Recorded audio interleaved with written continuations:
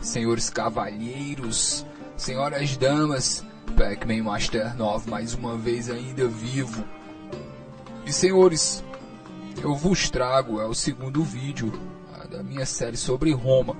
No vídeo anterior eu havia falado sobre nascimento e educação. Vai estar o link aí, mais de 40 minutos eu acho, falando sobre como a criança romana nascia, como era o ambiente infantil, a educação, como era o desenvolvimento na casa. Nesse segundo vídeo eu vou falar, senhores, sobre casamento e escravos. Não fazendo uma análise teórica sobre a escravidão em Roma, mas, como eu disse, a minha proposta como análise, a minha proposta como pesquisa histórica é sempre voltada para o cotidiano, para como as pessoas comuns viviam. E é sobre esse aspecto sobre que eu vou levar toda essa série. Senhores, é dessa forma que eu vou falar sobre os escravos, é dessa forma que eu vou falar sobre casamento. Como as pessoas comuns, como isso ocorria cotidianamente entre os romanos. Essa é a minha visão histórica, eu já falei sobre isso aqui, senhores. E hoje, nesse segundo vídeo, nós vamos falar de casamento e de escravos. Senhores, alguns números primeiro, que é o seguinte, senhores. Nós acreditamos que na região hoje, o que hoje nós chamamos de Itália, certo? Que na verdade eram vários pequenos estados, várias cidades autônomas. Se nós reuníssemos toda a região do que hoje nós conhecemos como a Itália, os historiadores acreditam que entre 5 e 6 milhões de cidadãos livres, de acordo com a história da vida privada, senhores. Então nós temos de 5 a 6 milhões de cidadãos livres no que hoje seria a Itália. Nós teríamos de 1 a 2 milhões de escravos. Relacionando os dois tópicos desse vídeo, eu quero dizer logo que o casamento, não existia casamento entre escravos, pelo menos até depois do segundo século. Depois entrou um costume novo, um costume moderno de casar os escravos. Mas os escravos eles não casavam, eles viviam, senhores, de todas as formas de relações. É óbvio que escravos deveriam uma vez ou outra se juntar. Nós carregamos essa palavra até hoje, porque escravos não casam. Quem casam são senhores. Talvez, se um senhor fosse benevolente o suficiente, talvez ele permitisse que seus escravos se juntassem.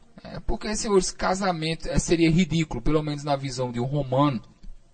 Até o segundo, terceiro século, seria ridículo essa ideia de escravos casando. Seria ridículo mesmo pensar em escravos se apaixonando. Esse seria o nível de respeito que o Senhor teria. Ele é como uma criança grande, que pode, vez ou outra, vir a ser tratado como animal. Mas nós veremos ao longo desse vídeo que existiam várias formas de escravos. E que a escravidão em Roma não tem nada a ver com a escravidão que ocorreu no século XIX. Vocês verão isso aqui com os exemplos que eu vou dar. No primeiro tópico desse vídeo casamento. A primeira coisa eu quero dizer que o casamento em Roma é uma coisa privada.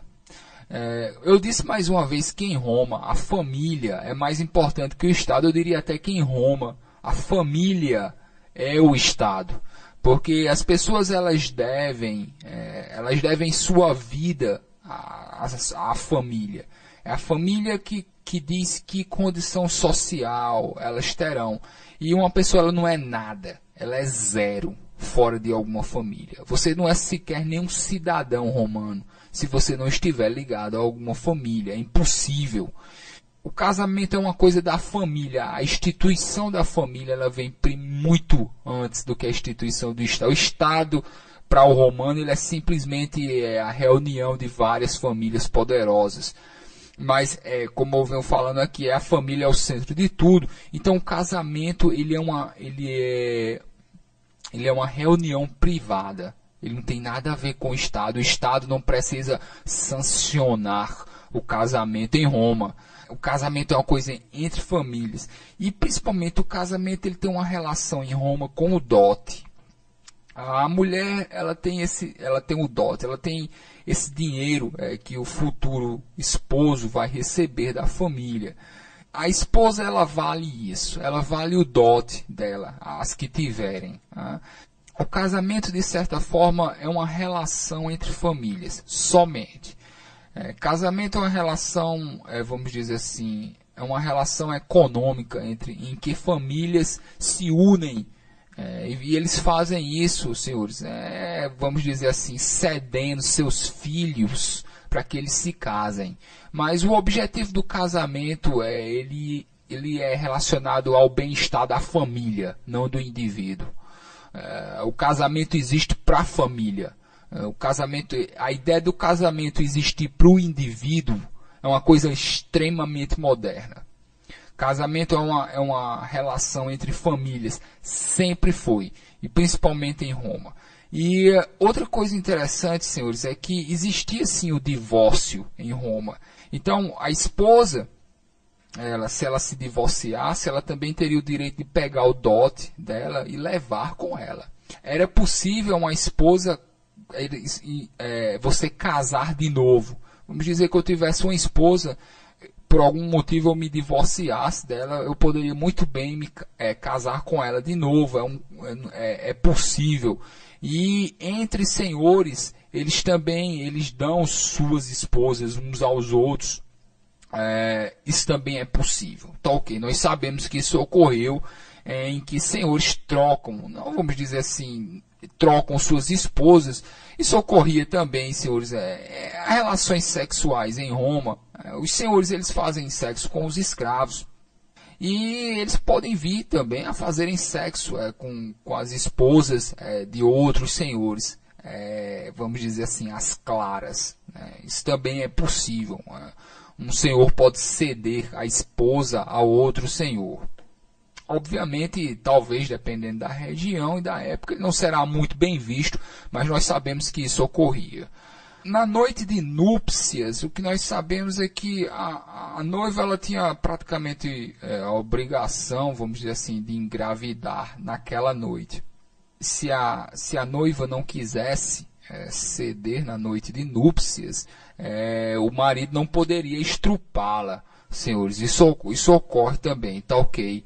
Se por alguma razão, senhores, vamos dizer, por vergonha, a esposa não quisesse consumar o ato na primeira noite, poderia-se também aguardar. Engraçado que se oferecia a opção da sodomia.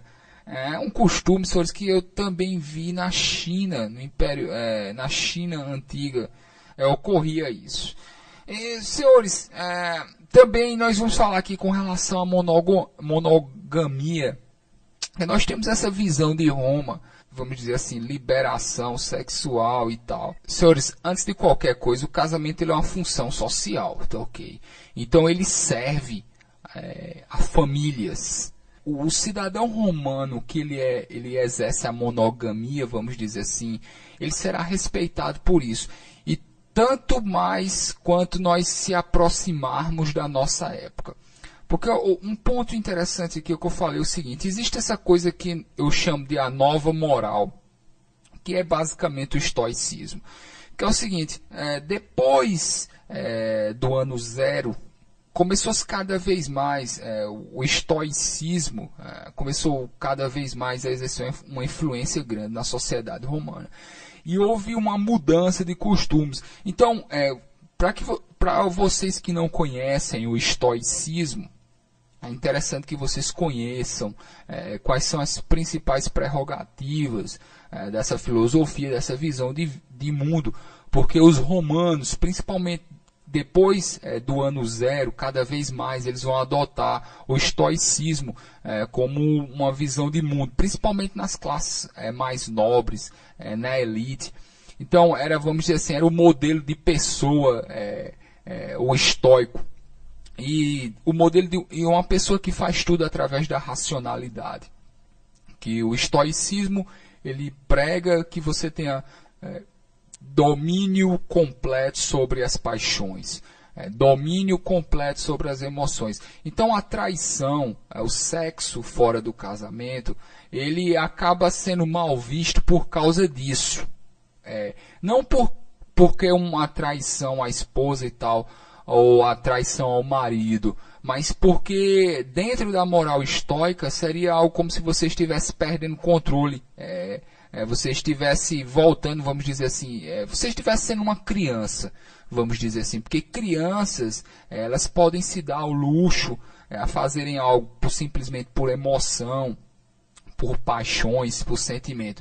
Mas homens adultos não. Homens e mulheres adultas, dentro do estoicismo principalmente, eles devem levar a sua vida através da pura racionalidade e do domínio das paixões. Então, a monogamia, ela acaba sendo valorizada por causa disso. Ok, não tem nada a ver com, vamos dizer, a nossa visão moderna, cristã, ocidental, como nós vemos o sexo fora do casamento. É simplesmente acho que os romanos, pelo menos a minha visão pessoal, é que eles veem isso simplesmente como uma criancice, vamos dizer assim, como uma infantilidade, como eu colocaria. Então, senhores, outra coisa, pessoas podem se juntar, pessoas podem se casar, pessoas podem se divorciar, como elas querem, de acordo com o desejo maior da família. Os cristãos, quando eles começam a tomar uma força, é muito engraçado, porque os cristãos, quando eles começam a aparecer no Império Romano, quando eles começam a exercer influência, para um cristão você só deveria casar uma vez. Isso está fora do pensamento romano. Para um romano seria ridículo pensar assim, em que você deve casar uma única vez. Porque o casamento é uma função social. E você pode casar quantas vezes for necessário. Então, os cristãos que colocam essa ideia de que você deve se casar uma única vez, que é ridícula na visão de um romano. Como eu digo, senhores, casamento serve a uma função social, tá ok? Entre o escravo e o senhor existe essa relação de amor. É um amor muito estranho, mas por incrível que pareça, eu devo falar isso. Pelo menos é assim que os romanos entendiam. O escravo, ele deve amar o senhor mais ou menos como uma criança ama um pai severo. E o senhor deve amar o seu escravo também. Senhores, ele cumpre a sua função social também. Seria, vamos dizer assim, seria criancice, infantilidade odiar um escravo sem nenhuma razão específica por isso.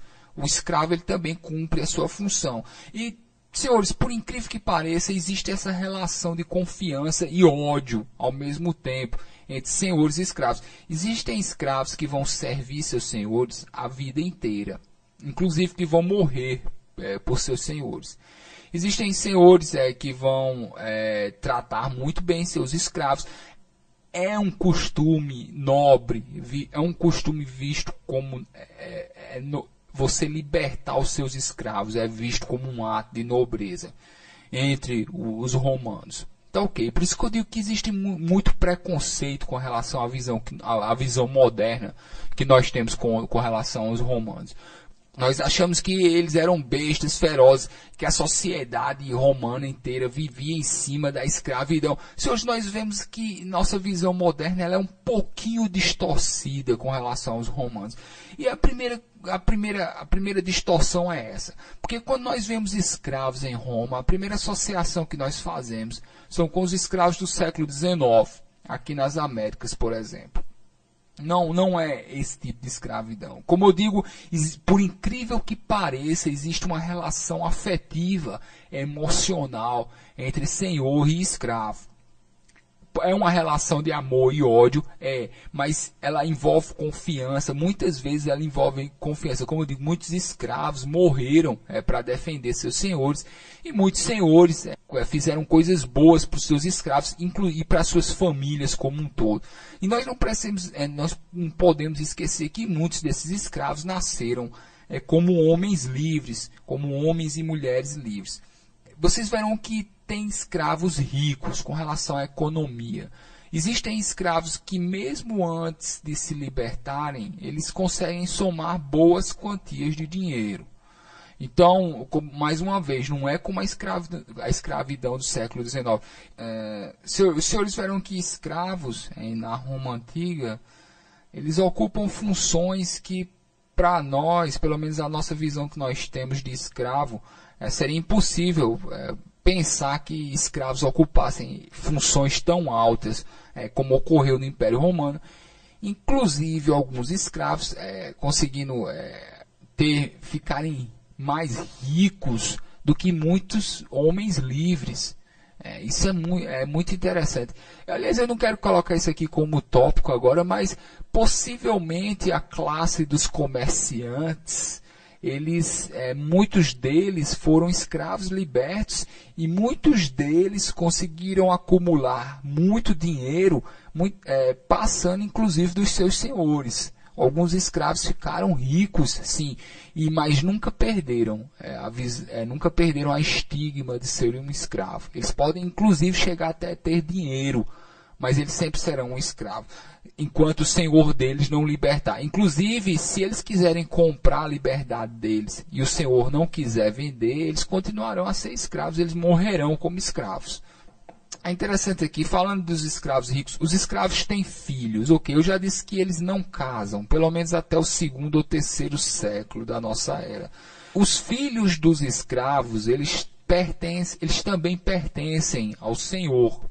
E se um escravo vier até um rebanho, o rebanho dele também pertence ao senhor. E também o senhor pode matar os filhos do seu escravo sem problema nenhum. Aliás, o senhor ele pode estar interessado em um escravo, em ter filhos, só para que ele venha a ter outro escravo. Se ele não quiser, ele pode matar também.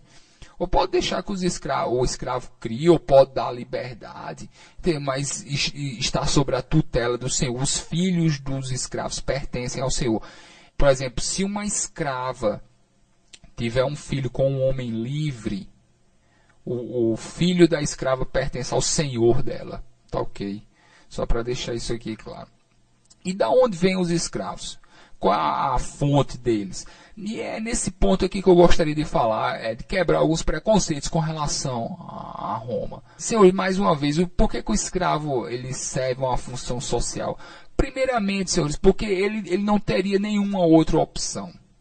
O que é um escravo? Um escravo é uma pessoa extremamente miserável, que nasceu miserável ou que se tornou miserável.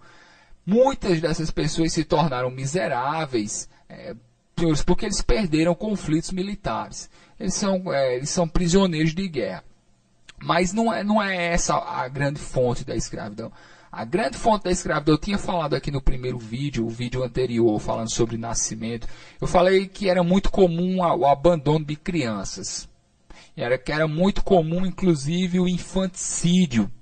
Essas crianças abandonadas, muitas delas virão a ser escravos. São pessoas miseráveis, essas pessoas não têm o que comer. Por isso que eu digo que muitas dessas pessoas se vendem como escravos, já adultas. Porque ser um escravo para elas é a única possibilidade que elas têm de comer. Tá ok? Então, por exemplo, existe também a figura dos traficantes. Os traficantes pegam crianças abandonadas nas ruas, criam elas e vendem elas como escravos.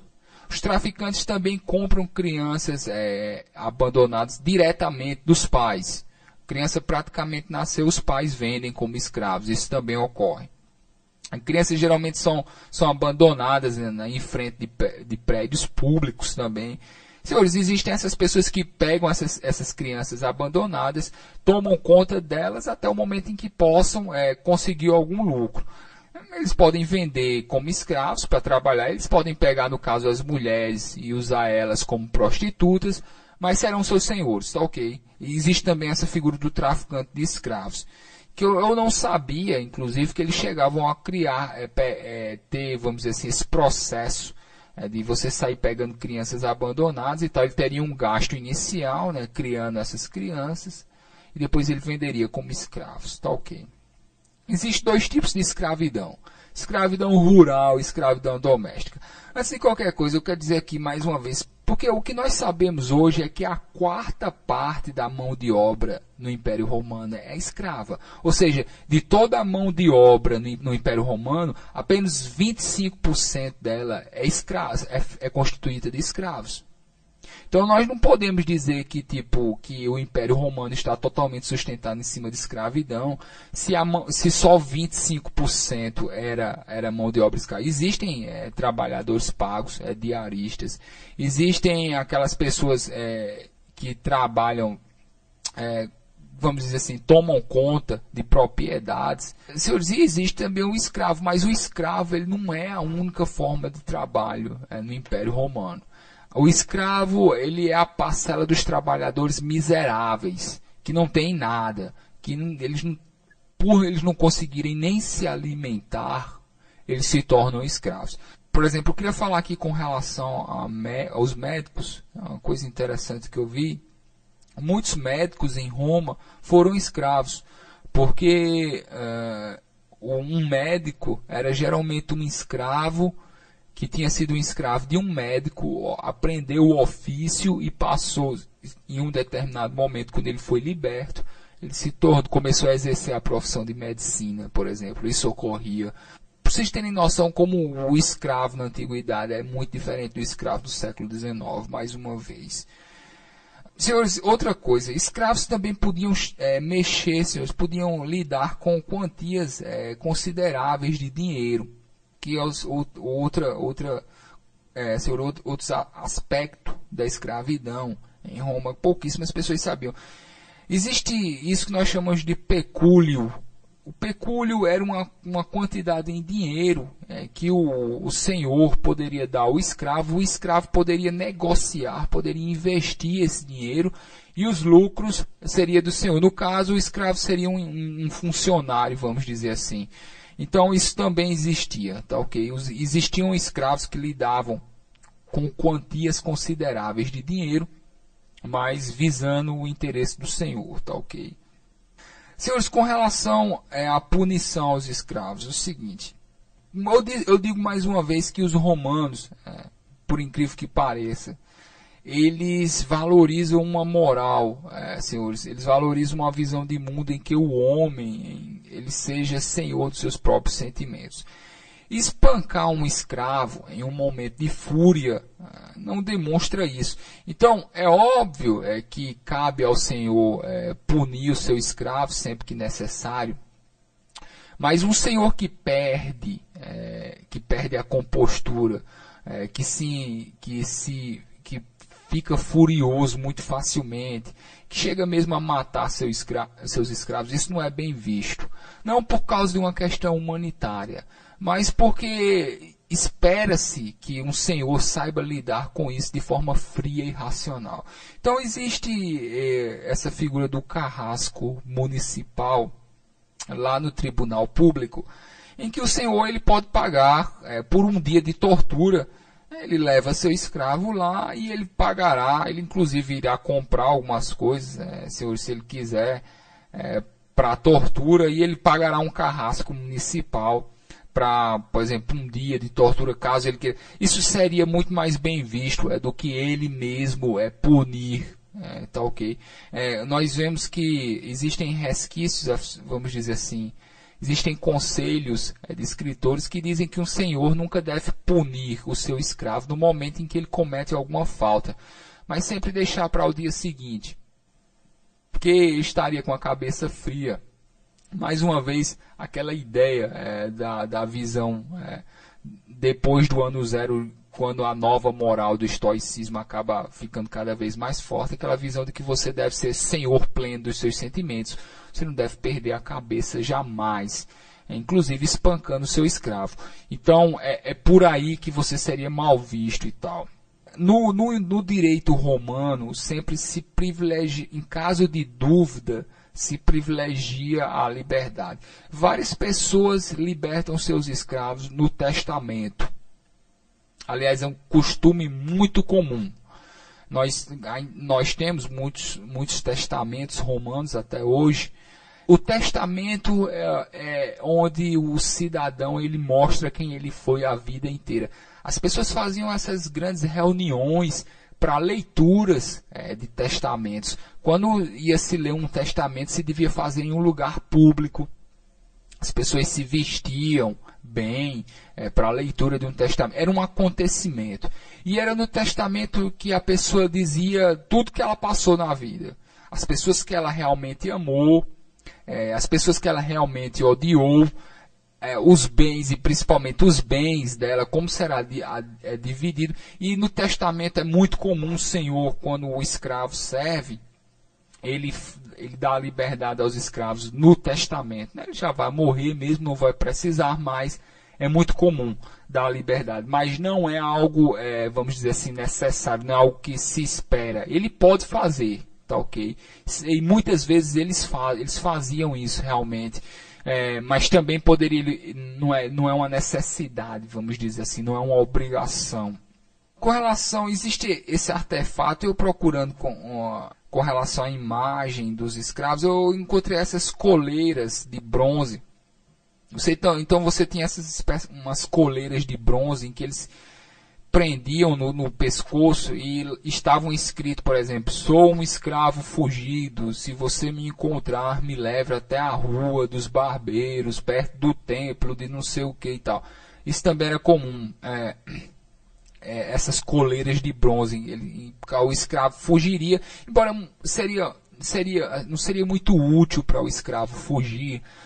Muitos escravos fugiam, eles acabavam se entregando a outros mercadores, na esperança em que eles fossem vendidos para senhores melhores. Mas como eu digo, eles são escravos porque eles são miseráveis, na grande maioria das vezes. Então, eles não têm outras condições.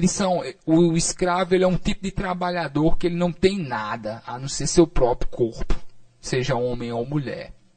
Então, muitos escravos fugiam, mas eles acabavam se entregando a outros mercadores, se vendendo de novo, simplesmente porque eles não conseguiriam viver, se eles não tivessem um senhor que os alimente. Tá ok. Então, senhores, com relação aos nomes dos escravos, eles não recebiam nomes próprios como os dos senhores. Basicamente, senhores, esses nomes, esses apelidos que nós damos a crianças, animais, você não usa o nome próprio dele como o senhor, muito menos nome de família, tá ok? Ele tem um nome, tem um pequeno apelido, vamos dizer assim. Outra coisa, algo muito interessante que eu vi aqui com relação aos escravos, com relação à religião agora. Ponto importante. Dentro das associações religiosas, dentro dos grupos religiosos, em Roma, geralmente não se via problema algum em você ser um escravo. Então, reuniões, grupos religiosos, eram um dos pouquíssimos lugares onde os escravos poderiam entrar. Então, isso causava um certo fanatismo religioso entre os escravos. Nós sabemos que isso ocorria. Inclusive, escravos, eles poderiam ser sacerdotes. Um escravo ele poderia muito bem ser um líder religioso, sem problema algum. E mais uma vez, a religião é um dos pouquíssimos aspectos da sociedade que está aberta aos escravos. Então, muitos escravos, nós vemos que quando algum mercador, algum senhor se queixa de escravos nas suas cartas, nós vemos uma queixa constante, contínua, de fanatismo religioso. E é perfeitamente compreensível. É perfeitamente compreensível, dado que a religião era das poucas instâncias em que eles poderiam atuar. E, senhores, religião, de certa forma, dava esperança a eles. Então, existia, sim, fanatismo religioso, principalmente entre os escravos. Então, ok, muito interessante notar aí, porque isso será importante lembrar quando nós formos estudar algum momento mais à frente, aí, senhores, a gênese do cristianismo. Tá ok, o aparecimento do cristianismo e tal. Lembrem-se disso. Antes do ano 200, como eu digo, é difícil escravos se casarem, mas um costume novo acaba ocorrendo, mais uma vez por causa da moral estoica. Que eles viam se o casamento era algo que fazia com que os homens se tornassem mais sérios e mais racionais. Inclusive o casamento servia exclusivamente para a procriação, mas mais uma vez não tem nada a ver com a visão cristã, tá ok? É a visão estoica de que você deve ser senhor dos seus sentimentos e só. Libertinagem sexual não é porque é um pecado. Os romanos nunca pensariam nisso. O problema com a libertinagem sexual é que ela é criancice na cabeça do romano. Ela é infantilidade. Ela não é uma coisa de um homem adulto, de uma mulher adulta. Tá, ok? Então, e tudo que romanos queriam ser eram homens e mulheres adultos, vistos como adultos sérios pela sociedade, inclusive por causa de relações comerciais. Tá, ok? Então, depois do ano 200 começa a aparecer esse costume principalmente relacionado à moral estoica de casar os escravos, depois do ano 200. Mais uma vez, senhores, falando aqui com relação a relação afetiva entre escravos e senhores. Eu disse que existe amor entre escravos e senhores. É absurdo pensar, mas por incrível que pareça, os romanos pensam assim. Mais uma vez, o escravo deve amar o seu senhor como uma criança ama um pai rígido. Circulava em Roma a ideia de que muitos vícios dos escravos aconteciam por causa dos vícios dos senhores. Então, nós vemos, por exemplo, conselhos de filósofos que dizem que o senhor ele deve ser o primeiro a levantar na casa. O senhor deve ser o primeiro a acordar. Então, mais uma vez, essa ideia que nós temos de escravidão no século XIX, em que o senhor é simplesmente um verme, alguém que não faz. Isso não seria bem visto em Roma. Tá, ok. Porque se o senhor ele é cheio de vícios, de acordo com a visão dos romanos, os seus escravos também o serão. Cabe ao senhor, se ele nasceu um senhor, cabe ao senhor ele ser um bom senhor, ele exercer a sua função de cidadão romano da forma mais útil possível à sua família e à sociedade como um todo. O senhor, ele sendo um vagabundo, se escorando em seus escravos somente, dormindo o dia todo, ele estaria muito longe disso. Tá, ok? Então, mais uma vez, chegando à visão que os romanos tinham de bons senhores e bons escravos. Para os romanos, a escravidão é algo do destino. O destino quis que você fosse miserável. O destino quis que você nascesse um senhor. Se você nascer um senhor, você deve cumprir as funções de um senhor. Ok? Você deve, principalmente que estão relacionadas a funções, obrigações que você tem com relação à sua família. Tá, ok? E você deve sim, o exemplo deve vir de você. Tá, ok? Principalmente com relação ao trabalho. Mesmo você sendo um senhor. Tá, ok? Por isso que nós vemos esse conselho que diz que o senhor ele deve ser o primeiro a acordar na casa, que os vícios dos senhores acabam passando para seus escravos. Um senhor preguiçoso, possivelmente ele terá um escravo preguiçoso também, o que será mal visto pelos romanos. Outra coisa, quando um escravo ele se torna liberto, ele não terá mais de forma nenhuma estigma da escravidão, ele não sofrerá qualquer tipo de preconceito. No momento em que o senhor dá a liberdade a ele, senhores, ele é um liberto. Ele não pode ser um cidadão romano, tá, ok, mas ele não é mais um escravo. E, senhores, esse é o assunto do próximo vídeo. No próximo vídeo eu vou falar sobre essa figura estranha, que é a figura do liberto. E vou falar sobre a casa romana, como é uma casa romana, os afazeres domésticos. Eu vou falar dessa figura do liberto, que também é uma figura muito peculiar, tão importante na sociedade romana como a figura do escravo, tá, ok? Então, senhores, vou acabar por aqui. Pedir para que vocês curtam a página, para que os senhores recebam as notificações sempre, porque muita coisa eu posto lá também, principalmente fotos, música, começar a postar textos também, tá, ok? Todo tipo de mídia que não é vídeo, eu estou postando lá na página no Facebook, tá, ok? Para que vocês acompanhem. Então, senhores cavalheiros, vejam vocês no próximo vídeo, falando sobre a casa romana e sobre a figura do liberto, tá, ok? Então, senhores cavalheiros, senhoras damas, se cuidem.